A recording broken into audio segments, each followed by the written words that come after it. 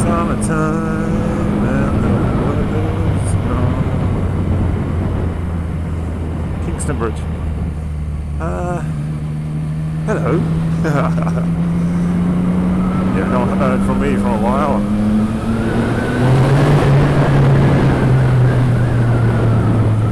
Now, new camera. Or replacement camera, I should say. So what's the story, Morning Glory? Let's just say I had a bit of trouble getting the replacement shipped to me. For those who don't know, I have a Drift 4K action camera. It is not a GoPro, it is something else. But anyway, I swapped to the 4K a while ago, and then within the first few weeks it started having problems. But you're kind of used to that with action cameras, because firmware patches come out and sort things out, you know, that's the way it is. But mine became a hardware problem, which couldn't be fixed by a firmware patch. It's just a fault with the camera itself.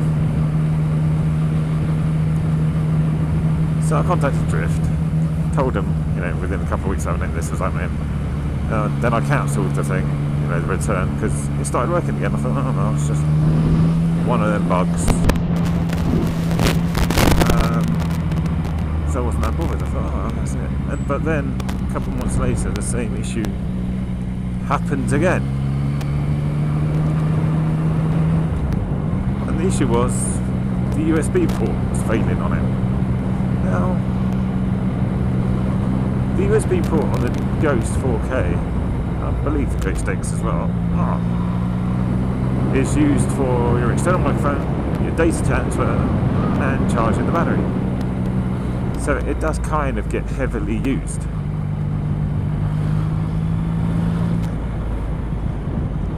So without a working USB port, the camera's really not much use. So I contacted Drift again and said, the USB port has actually failed now. And they said, alright, send us your serial number, blah blah blah.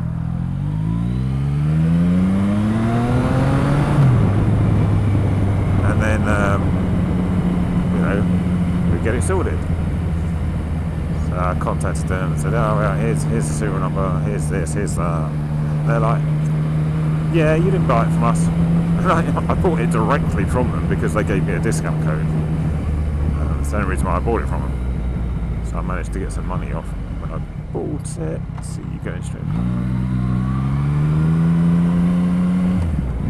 And so they were like, no, you didn't buy it from us. I'm like, yeah, I did, I promise you, I did.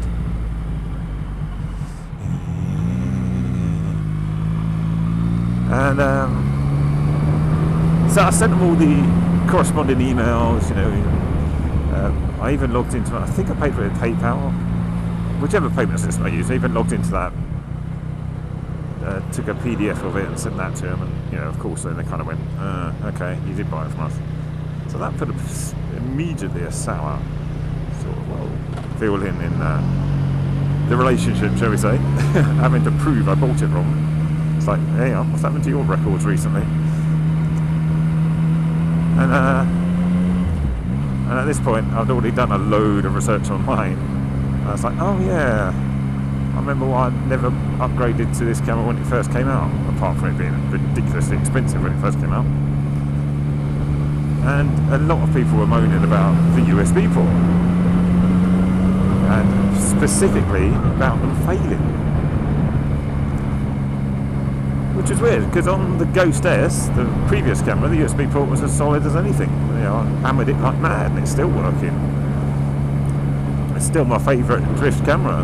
They got the design right with that camera. I don't know why they just didn't upgrade the sensor within that camera, you know. But never mind. So anyway, I said to him, get my money back, because at this point I'm like, I'll try for it, because know, the camera's not really fit for purpose. I showed them all these stuff I found online, other people, even one of their ex-employees, all saying that the USB port on the camera is a bit temperamental. Now that may be manufacturing, they may not actually be the design of the camera. I'm quite willing to accept that can be a manufacturing issue, and they could have fixed it. The reason why I say that is because the new camera is fine. USB port solid, it's not showing any of the issues the last one had.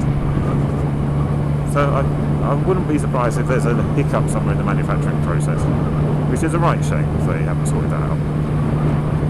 But anyway, they wouldn't give me a refund, you know, and I was just chancing that. They said, oh, we'd just send you a replacement camera. Fine, yeah, right, send me a replacement. But we haven't got any in stock. Oh, okay. Said, we'll contact you as soon as we've got one in stock to replace it. So there I am thinking, all right, I'll get a replacement camera at some point. Not believing that I would. I was just resigned to myself as just like using it as a paperweight, maybe making a video of it in a blender or something like that for YouTube. So I kept hold of the camera and just waited and waited and waited. Like these traffic lights, and waited and waited and I waited some more. And then, lo and behold, after I don't know, I think it's about 8 weeks of waiting, 2 months. So hang on, this is ridiculous. So I contacted them again and said, have you got a replacement yet for me, please? They're like, no, because I ordered the base 4K unit. They said, we haven't got any of those. They passed me, mate.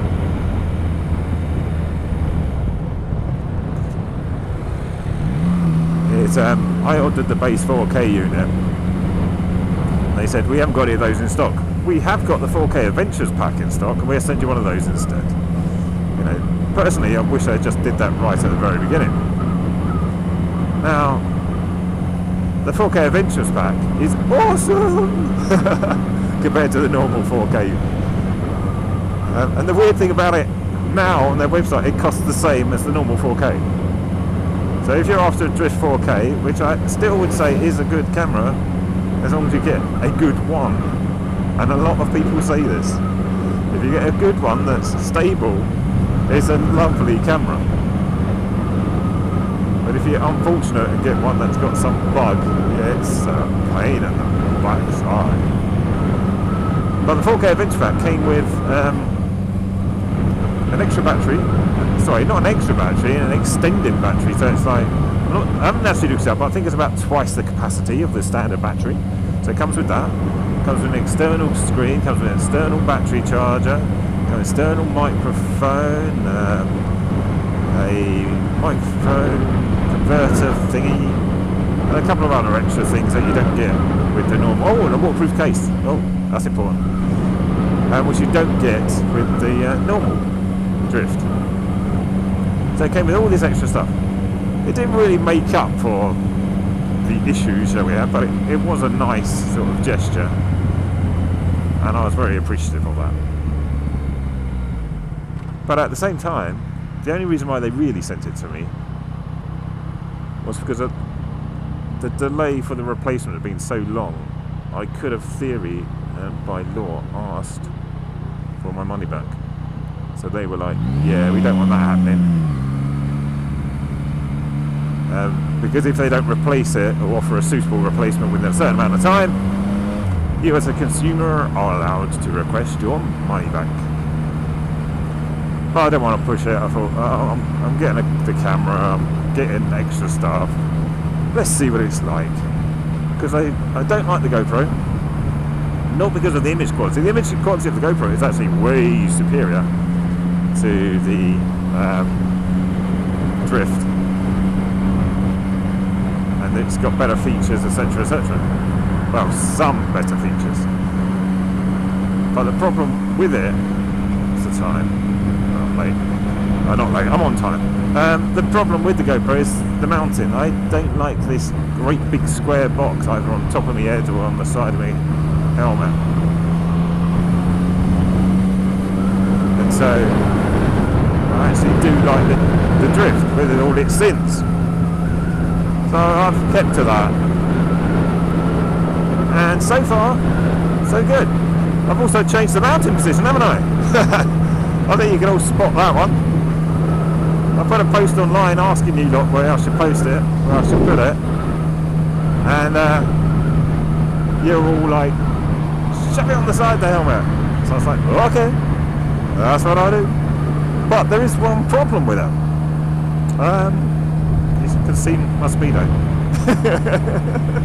And the speedo on this bike is incredibly visible, which makes for really boring riding while I'm recording. So yeah, that's an issue.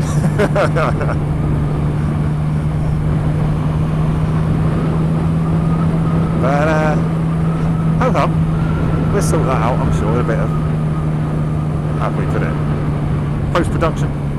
That's a pain in the ass to do on every video though.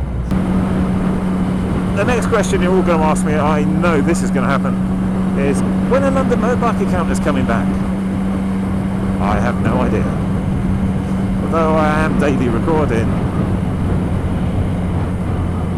it's putting those edits together that I simply just do not have time for at the moment. So there might still be a hiatus from that.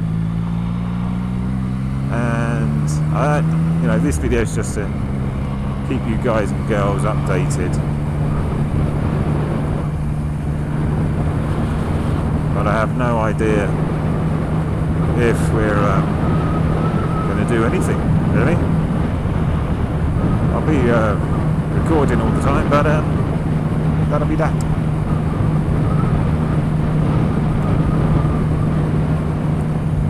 So look, this cyclist is actually doing the speed limit.